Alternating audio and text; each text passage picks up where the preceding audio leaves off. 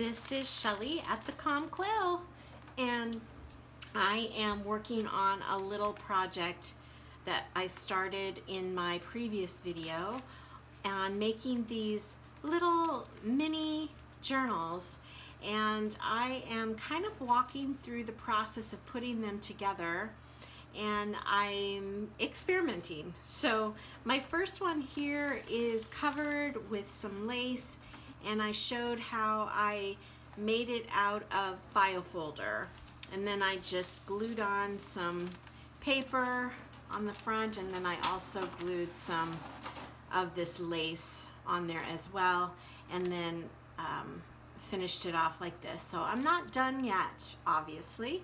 And so my next step in this whole process is I want to add some pages. And I think what I'm gonna do is I'm gonna go ahead and add some coffee dyed paper that I made out of copy paper. And if that makes any sense. I use copy paper and then I dye it with coffee. And then I put it in the oven for about 20-30 minutes. And then in this stack, I have never done this before, but I decided that I would go ahead and iron the papers a little bit flatter, because if you don't, I mean, it just gives a different feel to it. So this stack of paper is coffee dyed paper, and I really think it turned out nice. I have a pan that actually has these little flowers that are embossed in the cookie sheet. So when I put my paper down on there, it actually embossed it a little bit. So I'm gonna do some more experimenting with that at another time. But you can see I love how it turns out, and I love the textures of the papers when they go through that process. So here's what I am thinking about doing.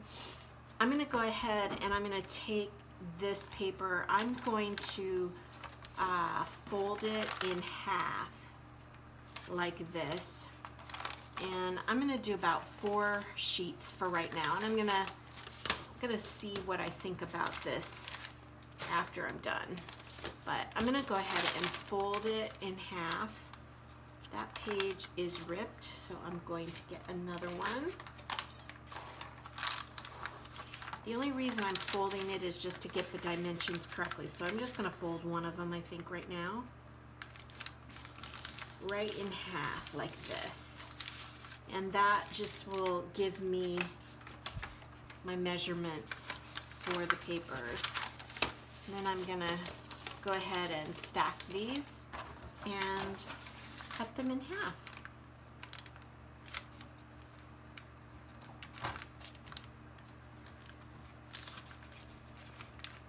So I started this project not having ever done these little mini journals before, and never really, I've done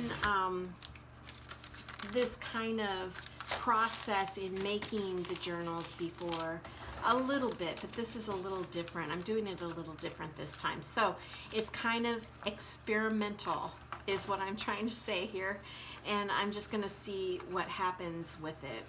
But I am going to fold these in half, and I think those are gonna be a little too big. So here's the plan.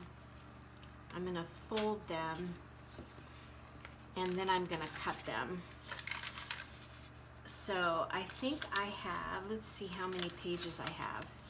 I've got 1, 2, 3, 4, 5, 6, 7, 8, 9, 10, 11, 12, 13, 14, 15, 16.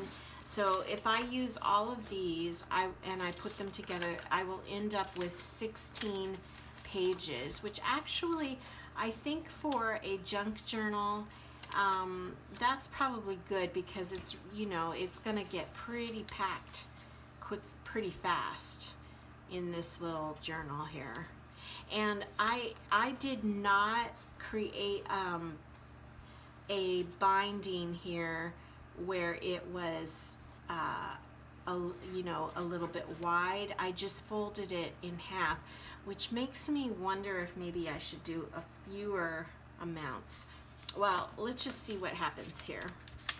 I'm gonna fold them up, and you can see that flower imprint there on this from my cookie sheet.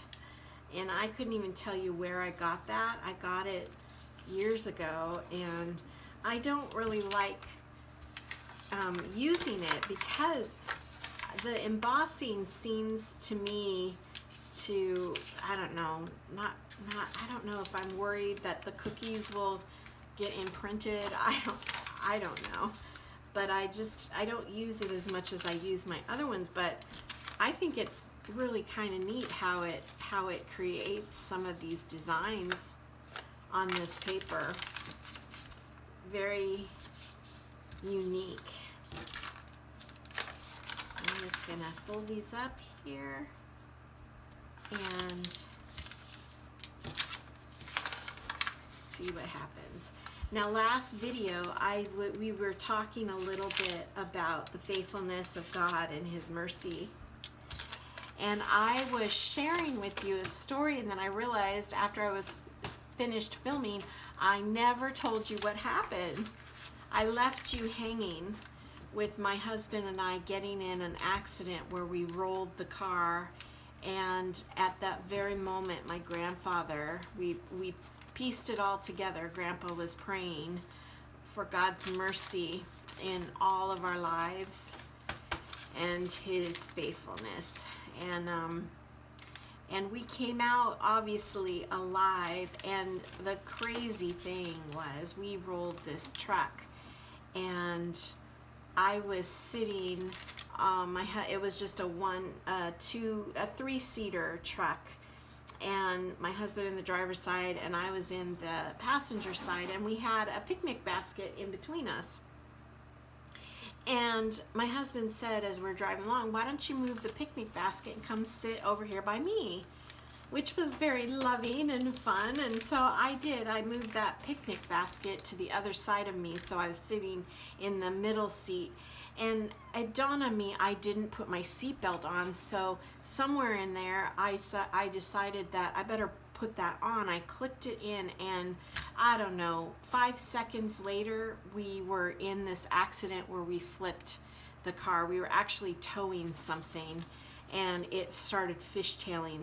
The load was bigger than our car, and it started fishtailing, and it flung us over an embankment, and we just started toppling while my dad and my brother were watching.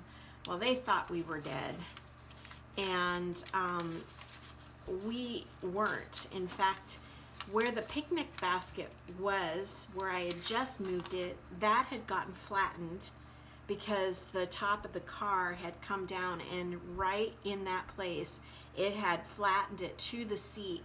But right where my husband and I were, there was a bubble that we were in, and we walked out of the window of the upside down car without, maybe with one scratch. My husband had a scratch on his finger, and I had nothing. So wow, that was an incredible experience. We sure felt like it was His protection over us that day as my grandfather was praying over us. Okay,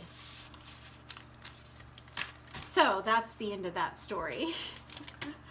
Here is what I'm thinking is, if I go too much, we're gonna get, pretty thick there. I'm just kind of testing out my thinking. So this is 1, 3, 4, 5, 6, 7, 8, 9, 10. 10's good. Okay. So now I'm gonna look at this, and I'm gonna decide where I want it. I'm thinking right about here. I'm just kind of eyeballing it. Now, I don't know that my cutter is gonna go through this easily. So if not, I'm going to take it down another way. And as it turns out, it's cooperating today. Just have to, How nice. That doesn't always happen. on the first try of something new, does it?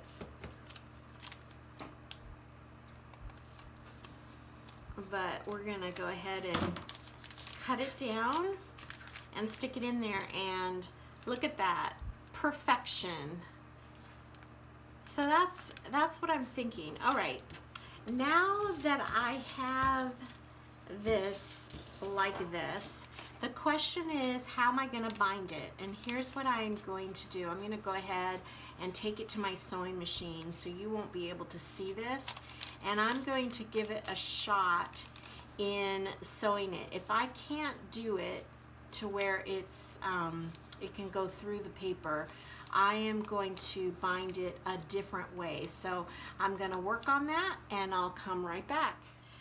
All right, well, I just bound it by sewing it. So I got my papers in there, and remember they were folded down the middle, so I knew where middle was, and I knew where middle was in my book, and I just went ahead and put a stitch right straight down the middle of that, and that worked out very lovely. So now I have my book bound. All the pages are ready.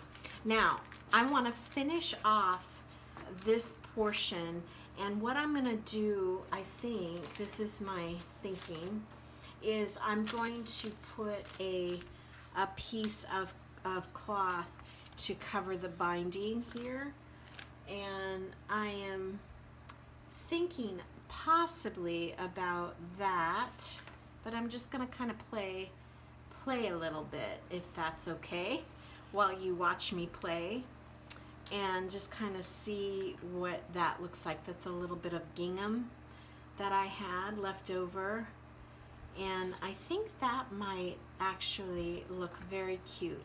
And then I'm also thinking about putting some ribbon down the middle, and here's what the thought is that I could put my ribbon down the back here, and then I could glue my binding cover here like so, and then you would have the right thing, and then I would use this to tie it closed. I think I like that idea. The only thing I'm questioning is whether to use this one, but I think this is just a little too light. So I'm gonna go with this plan, and I'm going to leave, I had torn this piece here, so I think I'm going to go ahead and leave it torn so it looks a little tattered. Now the back side won't be tattered, but the front side will. And I'm gonna glue it like that. All right. So let's do first step first. I'm gonna take my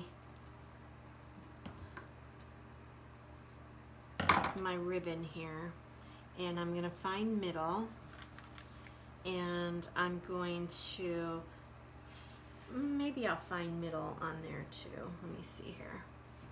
It is about almost 6, so middle is right there, and I'm going to get my pencil, and I'm just going to flick middle so I can see it there, and I'm going to put a little bit of glue, and I'm using Fabrifix because of my little fabric that I have covering my journal. And again, I'm gonna find the middle of my fabric, flip this around. Okay, so here's the middle of the fabric right here, and I'm just gonna take middle and stick that right there over my marking.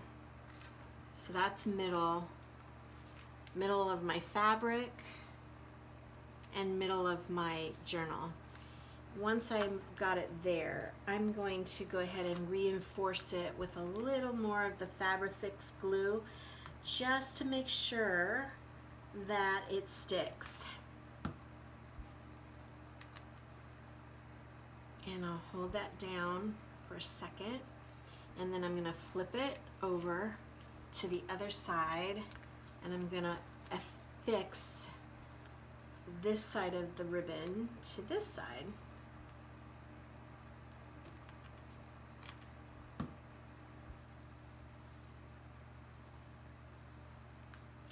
And I'm going to hold that down just to make sure it's attached. All right, so there you have my ribbons. Okay, so here's the front cover, and here is my ribbon, and now I want to do my binding on here. So middle of this is right here. That's middle. So when I go to put it on, I want to make sure that I put it on the middle, in the middle of the fabric. All right, so that's about right there. And I'm going to get some Fabrifix, and I'm going to apply this. Now, the Fabrifix is going to be pretty, you know what? I think what I might do is I might go ahead and put the glue on. Well, what I'm trying to think through here is the fact that once I glue it, it's going to, if you don't do it right, your glue's going to show through, and I really don't want that. But here's what I think I'm going to do is get my glove. You can watch me make a mistake if it happens. It's all part of the process, right? We have to be a little daring if we want to feel the success of it working. We also have to be willing for it to fail. All right, I'm gonna get my nifty glove on because Fabrifix is pretty. When it gets on your fingers, I find that it is a little difficult to get off. So I like to just kind of put my glove on, and then I don't have to worry so much about it. Okay, I'm going to be careful with this to make sure that I get it evenly positioned on there so that if it comes through with it looking even, because believe it or not, I have messed up on this before. Okay, I'm gonna kind of lay that there like that, and I'm going to fold over just like that. And my ribbon is showing through, but that's all right. I'm okay with that. And I'm just going to press that down just to make sure that both sides are good.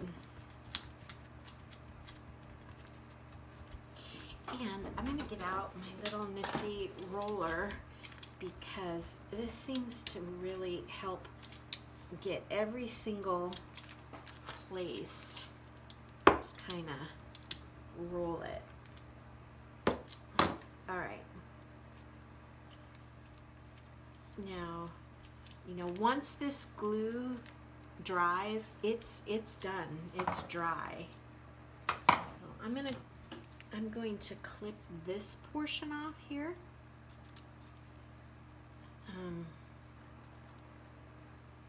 That and like that.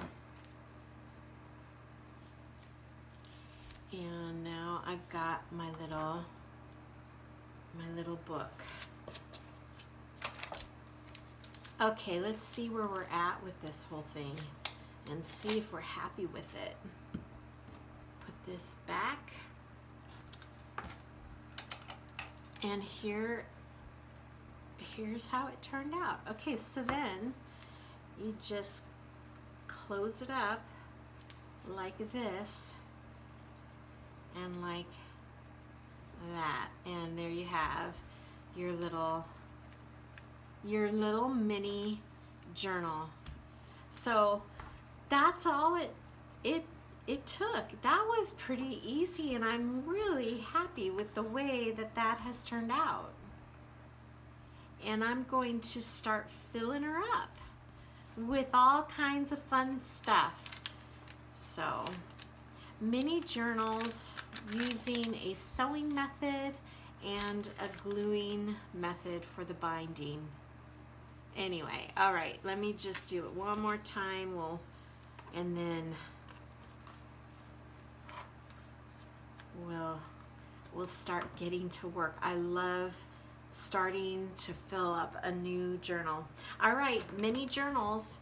I am working on a couple other ones at the same time, and I'll let you see those when I get those finished, but I use the gingham for the cover, and then I'm gonna go ahead and do some different things for this one, but I'm gonna kind of select some really pretty shabby chic paper to put in the middle there, and then I'll have several little journals that I could maybe give away or to give to friends. So there you go. All right, well, have a great blessed day, and we will see you again soon.